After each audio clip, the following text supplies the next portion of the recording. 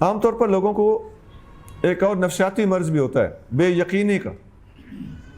بے یقینی ایک بیماری ہے، اور یہ شاید سب سے قدیم اور پرانی بیماری یہی ہے، بے یقینی۔ ذہنی طور پر کسی بندے کو ڈسٹرب کر دینا، 2 3 4 خیالات کے اندر بندے کو گھما کے رکھ دینا، بندے سے کسی چیز کا چوائس ہی نہ ہو سکنا، ڈیسیژن کی کمزوری، پتہ نہیں میرے ساتھ کیا ہوگا، پتہ نہیں میں کامیاب ہوں گا کہ نہیں، یہ سارے بے یقینی کے مختلف انداز ہیں۔ اسلام نے اس چیز پر اتنا زیادہ زور دیا ہے، یقین کی دولت پر، کہ قرآن کھلتا ہی یقین کی فراہمی سے، پہلے سپارے میں بالکل سورۃ بقرہ آغاز ہی یہاں سے پکڑتی، ذالک الکتاب لا ریب فیہ، یہ وہ کتاب ہے جس کے اندر کوئی شک نہیں ہے۔ تو لا ریب کا تحفہ قرآن کھولتے ہی اللہ کریم نے انسان کو عطا فرمایا۔ شک کا الٹ یقین ہوتا ہے۔ ہر مسلمان کو حکم دیا گیا ہے، یا ایھا الذین آمنوا، اے ایمان والو، اجتنبوا کثیرا من الظن، زیادہ بدگمانیوں سے بچو، ان بعض الظن اسم، بعض بدگمانیاں تو گناہ ہوتی ہیں۔ ایک اور جگہ پہ فرمایا، ان الظن لا یغنی من الحق شیئا، شک حق کا کچھ نہیں بگاڑ سکتا۔ یہ سورۃ یونس ہے، آیت نمبر 36 ہے۔ اور ایک حدیث میں آتا ہے، دع ما یریبک الی ما لا یریبک، جس میں شک ہو اسے چھوڑ دو، جو بے شک ہے اس کو لے لو۔ اس سے ایک پورا قاعدہ اور ایک اصول ثابت ہوتا ہے، اور بہت سی چیزوں میں ترجیحات فراہم ہوتی ہیں، کس موقع پر کس چیز کو لینا ہے اور کس چیز کو ریجیکٹ کرنا ہے۔ ہم نے اس موضوع پر پورا ایک علم تیار کیا ہے، ایک پوری سائنس لکھی ہے، علم ترجیحات، اس کا میں نے نام دیا ہے پریفرالوجی۔ یہ ہماری تحقیق کے مطابق ہم سے پہلے دنیا میں کسی اور بندے نے یہ علم کے طور پر باقاعدہ اس چیز کو لانچ نہیں کیا۔ تو ترجیحات ہوتی ہیں، سیاسی ترجیحات ہوتی ہیں، تعلیمی ترجیحات ہوتی ہیں، گھریلو ترجیحات ہوتی ہیں، طبی ترجیحات ہوتی ہیں، ہر میدان میں ترجیحات ہیں۔ کوئی بندہ ترجیحات سے بے نیاز نہیں ہو سکتا۔ آپ نے تھوڑے خرچے میں، تھوڑے پیسوں میں اپنا گھر چلانا ہے، کون سی چیز کو آپ پریفر کریں گے؟ آپ کو تو قدم قدم پر ترجیحات کی ضرورت پڑتی، پریفر کرنا ہے آپ۔ خیر یہ ایک مستقل فن ہے۔ تو شک والی کو چھوڑ دو، بے شک کو لے لو، یہ حدیث ترمذی شریف میں ہے، حدیث نمبر 2518۔ اسی طرح مختلف مذہب کے لوگ بھی بے یقینی کا شکار ہیں، اور اسلام ہر ایک کو یقین کی دولت فراہم کرتا ہے۔ دیکھتے ہیں آپ، نبی کریم صلی اللہ علیہ وسلم آخری نبی ہیں، تو اس سے کتنا یقین فراہم ہوگا، قرآن پر کتنا یقین فراہم ہوگا۔ رائٹ لیفٹ آپ دیکھنا جھانکنا چھوڑ دو گے۔ ختم نبوت بذات خود ایک مضبوط عقیدہ ہے، لیکن اس کا ضمنی فائدہ کتنا بڑا ہے کہ ایک ہستی کے ساتھ ڈٹ کے چپک جانے اور ان کو مان لینے کا یقین فراہم ہو جاتا ہے۔ اور یہی وجہ ہے کہ جو یقین کی دولت اسلام دیتا ہے وہ کوئی اور مذہب نہیں دیتا۔ عجیب بات نہیں ہے کہ دنیا میں کسی اور شخصیت نے اپنا آخری ہادی یا پیغمبر ہونا کلیم ہی نہیں کیا۔ یہ صرف ہمارے نبی کریم صلی اللہ علیہ وسلم کی خصوصیت، قرآن کا خاصہ ہے اور حدیث کا خاصہ ہے۔ تو اسلام یقین والا مذہب ہے۔ یہ جو ہمارے یہاں مرتد کی سزا ہے، یہ بھلا کیوں ہے؟ کیونکہ ہمیں یقین ہے کہ ہمارا مذہب ٹھیک ہے۔ دوسروں نے یہ اپنے مذہب میں قانونی آج تک نہیں بنایا، ان کے مذہب نے یہ ٹیچنگ ہی نہیں دی۔ کیوں نہیں دی؟ یقین نہیں تھا۔ ادھر یہ ٹیچنگ موجود ہے، کیوں؟ یقین ہے کہ یہ ٹھیک ہے، اسے چھوڑنا غلط ہے، دیٹس آل، بس۔ یہ جو دہریہ ہیں، ایتھیسٹ، اب ان کے بارے میں قرآن کیا کہتا ہے؟ اللہ تعالیٰ فرماتا ہے، وَقَالُوا مَا هِيَ إِلَّا حَيَاتُنَا الدُّنْيَا نَمُوتُ وَنَحْيَا وَمَا يُهْلِكُنَا إِلَّا الدَّهْرُ۔ یہ کہتے ہیں کہ یہ بس دنیا کی زندگی ہی زندگی ہے، ہم زندہ اور مر جائیں گے، یہ زمانہ یہ ہمیں زندگی اور موت دیتا ہے. وَمَا لَهُم بِذَلِكَ مِنْ علم، اللہ فرماتا ہے ان کے پاس حقیقی علم نہیں ہے، یہ ان کے تکے ہیں، اندازے ہیں، اپنی ذاتی اسیسمنٹ.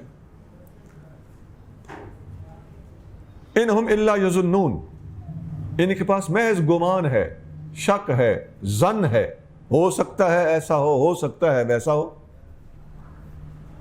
تو تمہاری ہو سکتا کے مقابلے پر کوئی اور بندہ ہو سکتا لے کے آ گیا تو تمہاری ہو سکتا اس کی ہو سکتا کہ اپوزٹ ہوگی تو وہ تو ٹکرا کر کریش ہو جائیں گی. تو باقی رہ جائے گا یقین. یقین اسلام کے پاس.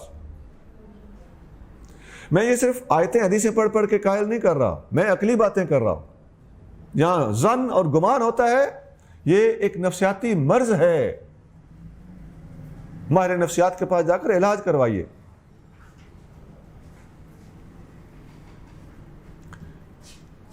یہ کہ ان لوگوں کے پاس صرف گمان اور ظن اور اندازہ ہے، یہ قرآن کی سورۃ جاسیہ کی آیت نمبر 23 اور 24 ہے. یہ جو لوگ اللہ کے سوا بہت سے معبودوں کو اور بتوں کو پوجتے ہیں، ان کا بھی یہی مسئلہ ہے. اللہ تعالیٰ فرماتا ہے افرأیتم اللات والعزیٰ ومناۃ الثالثۃ الاخریٰ، کیا تم لوگوں نے لات، عزیٰ اور تیسری منات ان کو نہیں دیکھا؟ الکم الذکر ولہ الانثیٰ، تم اپنے لیے بیٹے کہتے ہو اور اللہ کی یہ بیٹیاں بنائی ہوئی ہیں. تلک اذن قسمۃ ضیزیٰ، یہ عجیب بھونڈی تقسیم ہے. ان ہی الا اسماء سمیتموہا، لوگوں تم نے یہ نام ہیں جو ان بتوں کے رکھے ہوئے ہیں بس. انتم و آباؤکم، تم نے بھی اور تمہارے باپ دادا نے بھی یہ کام کیا. ما انزل اللہ بہا من سلطان، اللہ تعالیٰ کی طرف سے کوئی کنفرم بات تمہارے پاس نہیں ہے. ان یتبعون الا الظن، یہ لوگ صرف اور صرف گمان کی پیروی کرتے ہیں، ظن اور شک کی پیروی کرتے ہیں. وما تہوی الانفس، اور جو اپنے دل کو اور من کو اچھی لگتی ہے اس کو فالو کرتے ہیں، وہ ہوتا گمان ہے. وَلَقَدْ جَاءَهُم مِّن رَّبِّهِمُ الْهُدَىٰ، حالانکہ ان کے رب کی طرف سے قرآن اور میرے نبی محمد صلی اللہ علیہ وسلم کی صورت میں مضبوط اور حتمی ہدایت آ چکی ہے. اب دیکھیں وہاں داہریہ کے مقابلے پر اور یہاں مشرکین کے مقابلے پر وہی لفظ بولا جا رہا ہے کہ ان کے پاس بھی ظن اور گمان ہے، یقین نہیں ہے، اور ان کے پاس بھی ظن اور گمان ہے، یقین نہیں. ایک اور مثال لیجئے، نبی کریم صلی اللہ علیہ وسلم جب معراج پر تشریف لے گئے، اب واپس تشریف لائے، لوگوں نے سوال کیا یہ کیسے ہو سکتا ہے، اتنی جلدی، لمبا سفر، وہ ثبوت دیں، یہ ثبوت دیں. حضور نے ثبوت فراہم بھی کر دیے، جو ان کی ڈیمانڈ تھی حضور نے بتا بھی دی. لیکن اللہ تعالیٰ اس پر تبصرہ کرتا ہے. اللہ تعالیٰ فرماتا ہے افتمارونہ علی ما یری، افتمارونہ، کیا تم اندازوں سے تکے لگاتے ہو، گمان سے کام لیتے ہو، علی ما یری، حالانکہ اس نے آنکھوں سے دیکھا ہے. تو مخالفین کے پاس کیا ہے؟ گمان، شک، اندازہ، محض مخالفت کے لیے، مخالفت برائے مخالفت. اور نبی کریم صلی اللہ علیہ وسلم کے پاس کیا ہے؟ آنکھوں دیکھی. آنکھوں دیکھی کیا ہوتی ہے؟ یقین. یقین کا بہترین درجہ ہے کہ آنکھوں سے دیکھ لیا جائے. ایک اور مثال لیجیے، یہ جتنے لوگ آپ کو کسی لائن سے ہٹانا چاہیں، دین سے ہٹانا چاہیں، اسلام سے ہٹانا چاہیں، طریقہ واردات کیا ہوتا ہے؟ شک کھڑا کر دو. یہ جتنے غیر مسلم یا بعض اوقات مسلمانوں کے اندر باغی ذہن کے لوگ جو اجماع کو، واضح احادیث کو، سیاستہ میں سے ہر کتاب کے اندر وہ حدیث موجود ہوتی ہے، قرآن کی آیتیں موجود ہوتی ہیں، اور وہ آیتیں تشریح شدہ ہوتی ہیں حدیث اور اجماع کے ساتھ. ایسی باتوں کا جب انکار کرتے ہیں یا ان میں رخنہ ڈالنے کی کوشش کرتے ہیں، عقائد کو متزلزل کرنے کی کوشش کرتے ہیں، لوگوں کے دلوں میں تشکیک پیدا کرنے کی کوشش کرتے ہیں، تو یہ بھی انہی لوگوں کے ساتھی اور اس ذہنیت کے مالک ہوتے ہیں جن کا کام ہے شک کو فالو کر. اللہ تعالیٰ قرآن شریف میں مثال فرماتا ہے الذین فی قلوبہم زیغ، جن لوگوں کے دلوں میں کھوٹ ہے، ٹیڑھا پن ہے، فیتبعون ما تشابہ منہ ابتغاء الفتنہ، وہ متشابہات اور ظنی چیزوں کا پیچھا کرتے ہیں تاکہ فتنہ پیدا کر سکیں۔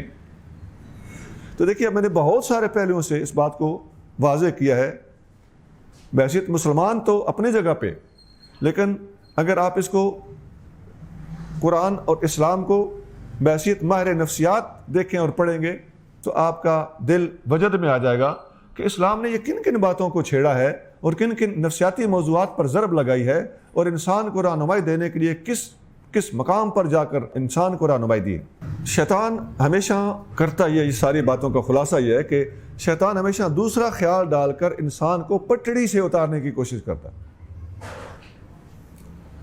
سیدنا ابوبکر صدیق رضی اللہ تعالیٰ عنہ نے ایک دفعہ خطاب فرمایا، آپ نے فرمایا قال رسول اللہ صلی اللہ علیہ وآلہ وسلم، اپنے خطاب میں نبی کریم صلی اللہ علیہ وسلم کا حوالہ کوٹ کر رہے ہیں کہ رسول اللہ صلی اللہ علیہ وسلم نے فرمایا کہ یا ایھا الناس، اے لوگو، ان الناس لم یؤتوا فی الدنیا خیرا من الیقین والمعافات، پوری دنیا میں انسانیت کو یقین اور معافی، ان دو چیزوں جیسی کوئی دولت عطا نہیں ہوئی۔